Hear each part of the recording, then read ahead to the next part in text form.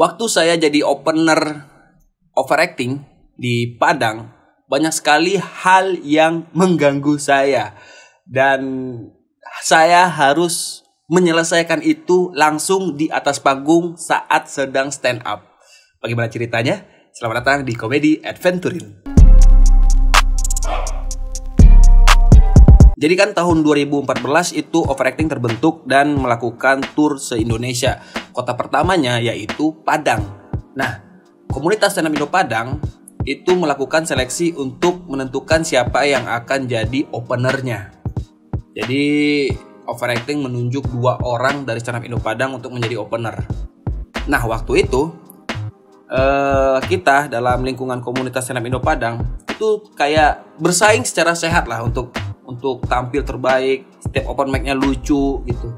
Pengen terus konsisten supaya terpilih menjadi seorang opener. Cuman waktu itu ada satu hari penentuan untuk menentukan secara fix siapa yang akan jadi openernya.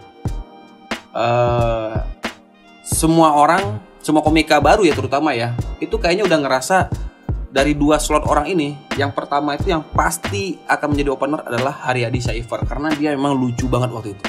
Lucu. Pokoknya setiap open mic selalu ada materi baru dan selalu lucu. Jadi kita kayak, kita rebutan 1 slot terakhir nih.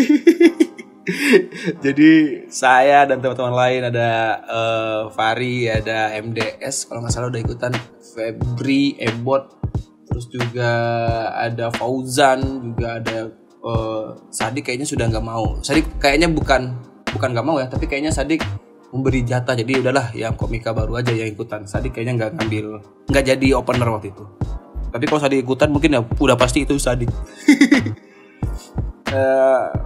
Terus lah open mic sampai di hari waktu kita apa ya istilahnya, final test, final penentuan siapa yang akan menjadi openernya. Terus Haryadi perform pecah banget, yang lain juga perform pecah banget, sampai giliran saya redup. Apa ya, kayak buruk aja, emang buruk sih. Ya bukan ngebom yang kosong ya, bukan anyep yang kosong, tapi ada ketawanya tipis gitu, timpang lah kalau dibanding teman-teman yang lain, terasa timpang. Bahkan dari penampilan saya yang minggu lalu itu timpang banget. Tiba-tiba kayak ya gitu. Saya waktu turun setelah open mic itu langsung ngerasa kalah nih gitu. Saya udah hopeless nih, udah nggak mungkin lah dipilih menjadi opener karena penampilannya jelek banget gitu. Tapi satu sisi saya merasa kayak ya udahlah, kalau misalnya opener overacting bukan jodoh saya, mungkin saya harus kerja keras lagi untuk bisa menjadi opener di show orang lain gitu berikutnya atau apalah gitu. Setelah open mic itu saya kayak ya keselnya ada ya, kenapa saya nggak pakai materi-materi yang sudah ada gitu. Kenapa saya terlalu ngepaksain untuk ada beat baru setiap harinya gitu. Bukannya ngumpulin beat-beat terbaik untuk dibawain di malam itu. Jadi ya udahlah gitu. Saya udah ngerasa kayak ya udahlah nggak kepilih gitu. Tapi tahu nggak sih, ada sesuatu yang perasaan kayak segelintir sedikit kayak bisa jadi saya dipilih sih gitu. Tapi sedikit saya ngerasain itu tuh. Bisa jadi saya dipilih sih, tapi sedikit banget. Kalau melihat secara keseluruhan kayaknya enggak, karena di malam itu jelek. Tapi ada sedikit itu tadi. Terus minggu berlalu di open mic berikutnya, jadi show-nya kalau nggak salah Sabtu. Show-nya Sabtu. Jadi seminggu sebelumnya itu sudah penentuan siapa yang menjadi opener.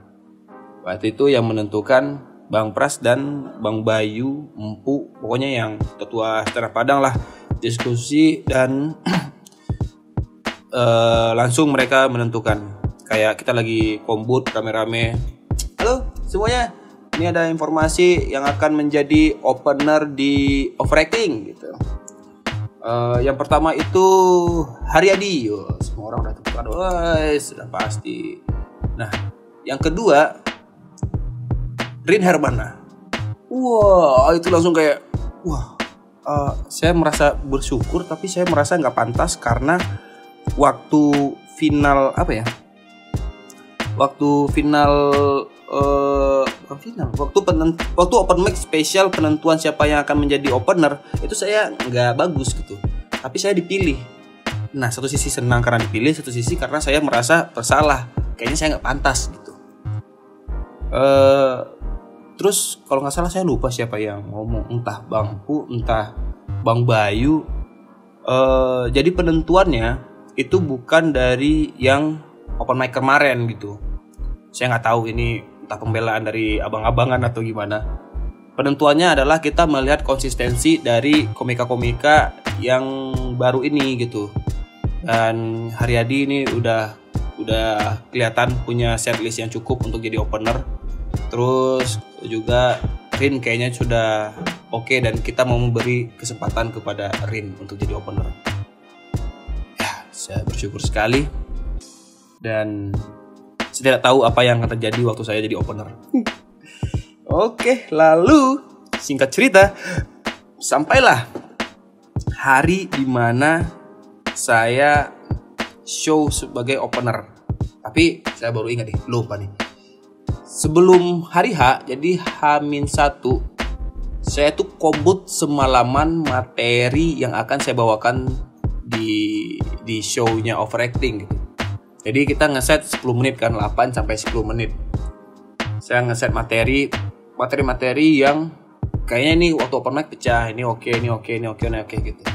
Kumpul lah waktu itu berapa set, 8 set list ya, sekitar 10 menitan. Terus kombut sama Tretan Muslim, Arif Alfiansyah, dan Bang Pras Teguh. Kombut, dan waktu itu setnya beberapa dirubah, dan juga saya mendapat pelajaran lah tentang stand up. Teori stand up itu harusnya kayak gini. Materi saya yang saya buat itu dirapikan lagi, dibikin lebih smooth, lebih bagus gitu. Ya saya ikutin, saya rubah, saya mulai paham apa itu stand up. Oh kayak gini secara praktek ya, bukan secara teori baca buku, tapi diajarin kayak gini. Nah, materi kamu kan gini, harusnya gini gitu. Dan saya emang merasa kayak oh iya jadi lebih lucu ya gitu. Saya rewrite, saya tulis materi ulang. Waktu itu saya sama Haryadi nginep di rumah Bang Pras karena kombutnya semalaman sampai jam 3 kalau nggak salah ya. Jam 7 kita pulang, saya lanjut tidur. Jam 12 saya mulai panik. Jam 4 yang harusnya semua sudah standby di venue, saya malah lari ke warung teh telur. Nggak tahu, saya ngerasa kayak butuh me time, quality time untuk membadani materi tersebut. Jadi materi yang biasa saya pakai di open mic itu kan sudah dirubah semalam sebelum hari show. Jadi saya kembali untuk menghafali kata per kata dan kembali mengingat gestur apa, cara bawanya gimana, itu sendiri di warung teh telur gitu. Dan saya nggak tahu, saya pesan teh telur karena ngerasa kayak saya butuh tenaga yang ekstra nih, karena pasti deg-degannya luar biasa. Dan ya ternyata benar. Sampai di venue semua sudah bersiap, saya ngerasa kayak aduh siap gak ya gitu. Terus dikasih tahu untuk line up-nya, opener pertama itu saya, Rin Hermana, yang kedua Haryadi Cypher, yang ketiga itu siapa ya, Tretan Muslim, Arif Alfiansyah, baru terakhir Bang Pras kalau nggak salah. Berarti kan jatuhnya saya adalah opener yang benar-benar membuka panggung itu secara langsung, karena kita nggak pakai MC waktu itu. Jadi dari VO langsung opener pertama kita Rin Hermana. Nah, disinilah saya akan bercerita tentang hal-hal yang bisa dibilang sebuah kesalahan dari saya juga, dan dari teknis lah intinya ya. Jadi untuk pas waktu JR dikasih tahu lagu saya ini, saya dipilihkan juga tuh. Lagu saya itu yang dikeditnya aku gitu. Lagu Minang, aku ndak mau do. Itu pilihan dari siapa ya waktu itu? Ada senior bilang, pakai ini aja Rin biar lucu gitu. Ya udah saya ngikut aja gitu. Terus tiba-tiba di hari H waktu JR, saya dikasih tahu kita pakai gimmick Rin gitu. Gimmicknya apa nih gitu. Jadi nanti kan VO baca peraturan. Rin itu tidak muncul dari backstage. Rin itu muncul dari bangku penonton. Nah, jadi Rin duduk di bangku penonton. Terus nanti pas VO manggil nama Rin, itu langsung berdirinya dari bangku penonton untuk langsung duduk, langsung ke stage, ke panggungnya. Yaudah tuh, saya ngikut aja. Saya nggak sempat mikir apa yang akan terjadi. Saya ngikut aja karena oke bang, boleh bang, siap bang gitu. Sampai akhirnya saya baru sadar dan menyesal mengikuti aturan gimmick itu, karena semakin penonton datang, semakin rame venue itu, saya semakin deg-degan dan saya gelisah. Bayangin semua orang duduk santai bersiap untuk menonton acara stand up. Ada satu orang yang pura-pura jadi penonton, saya sendiri. Itu gelisah kayak aduh ini gimana ya ini. Tuh apa ini, hafal ini. Dan sebelum penonton benar-benar rame, tiba-tiba Bang Pu yang waktu itu ngajak saya untuk gabung ke komunitas Stand Padang nempok punggung saya lagi gitu, kayak Rin semangat ya gitu. Ini adalah panggung show pertama kamu gitu. Kamu pasti bisa, jangan nervous, santai. Pokoknya Bang Pu ngasih kata-kata motivasi yang buat saya itu sedikit merasa oke bang gitu. Ada seberkas cahaya yang saya sedang dikasih motivasi seperti itu. Dan langsung ke saya, nggak melalui chat atau apa, langsung ngobrol dari mulut Bang Pu ke kuping saya. Saya ngerasa wah termotivasi. Sedikitnya mengurangi rasa nervous saya. Jadi kayak yaudah saya bisa gitu. Sampai akhirnya black light, lampu dimatiin, VO masuk membacakan peraturan, dan dipanggillah opener pertama kita, Rin Hermana. Gimiknya saya diam dulu. Rin Hermana, diam lagi. Rin Hermana, seolah-olah kehilangan gitu. Nah penonton mulai bersorak kayak wah udah pulang, takut. Tiba-tiba saya ngerasa kayak waduh gitu. Penonton bereaksi kayak apa ya, kayak sebuah pukulan ke diri saya, kayak mampus ini penonton udah siap nih dihibur nih gitu. Saya ngerasa aduh, akhirnya saya beranikan berdiri, terus pura-pura kayak saya gitu. Terus penonton mulai masuklah musik. Harusnya masuk musik itu entrance lagu saya, tapi yang masuk itu adalah entrance lagunya Bang Pras. Jadi salah secara teknis. Jadi awalnya tuh metal yang kan di luar konsep sebelumnya yang dibuat ya. Nah, saya sadar kayak wah, salah nih gitu. Ini bukan lagu saya. Tapi nggak mungkin dong saya protes kayak bukan lagu saya. Secara apa ya? Secara spontan, saya langsung kayak wah, musiknya metal. Saya harus sok-sokan metal nih. Berjalan menuju panggung itu saya sok-sokan metal, sampai di atas panggung lagunya masih metal. Wah, sok-sok metal. Dan tiba-tiba lagunya di switch ganti ke lagu yang entrance saya, yang Minang dikedipnya aku, dikedipnya aduh. Kan timpang. Nah, di situ saya juga langsung bereaksi jadi orang tolol. Jadi kayak langsung joget-joget tolol, dari awalnya metal-metal terus ke jadi tolol-tolol. Dan itu dilakukan harus di saat momen itu juga. Berpikir secara salah nih, ini gitu. Jadi kayak harus secara cepat berpikirnya gitu. Dan alhamdulillahnya mendapatkan tawa. Di situ saya merasa kayak selamat nih. Ini belum masuk materi. Ini udah sedikitnya melegakan saya berdiri di atas panggung. Oke. Masuklah beat pertama. Dapat masuk beat kedua, tiba-tiba kayaknya saya salah ngomong atau ada kata yang hilang sehingga punchline-nya nggak kena. Jadi kayak punchline penonton hening dan saya tahu salah nih gitu. Hampir ngeblank. Sedikitnya saya ngerasa kayak waduh pusing, kenapa ini nggak kena, selanjutnya apa ya. Saya bawa gerak, saya bawa jalan, tiba-tiba keinget lagi tuh materinya ini. Lanjut materi tanpa tanpa saya ngasih jeda ke penonton kalau saya barusan nge-punchline dan nggak kena. Jadi kayak punchline tap. Jadi kalau misalnya ini gitu. Jadi nggak ada jeda kayak wah nggak kena nih atau diam atau apalah gitu. Lanjut ke punchline berikutnya. Alhamdulillah dari materi apa ya waktu itu? Pokoknya ada satu materi tentang keluarga, langsung dang kena. Dan jadi ada satu set materi nih. Punchline terakhir ini adalah punchline penutup dari beat yang saya bawain, bukan materi closing ya. Beat yang saya bawain itu harusnya itu ada punchline besarnya, kalau istilah stand up itu punchline gongnya di sana dari sebuah setlistnya. Bukan setlist, dari sebuah beat punchline gongnya. Waktu mau beri punchline gong, tiba-tiba mic-nya mati tiba-tiba, jadi kayak hilang ya, dan bek kayak gitu, kayak kedip gitu. Jadi ya aduh, masa di punchline tiba-tiba hilang audionya gitu. Saya kembali mengakalinya dengan bercerut. Saya langsung maki-maki ke mic-nya, mic bangsat, mic pantai bangsat itu punchline. Dan beberapa penonton bereaksi, mungkin yang tahu stand up ya, bereaksi kayak oh iya ini Rin tadinya punchline nih, tapi gara-gara mic jadinya ya dapat respect, tepuk tangan, atau ada yang happy gara-gara saya memarahi mikrofonnya gitu. Kembali harus berpikir secara cepat, apa ya yang diakali ya setelah ini ya gitu.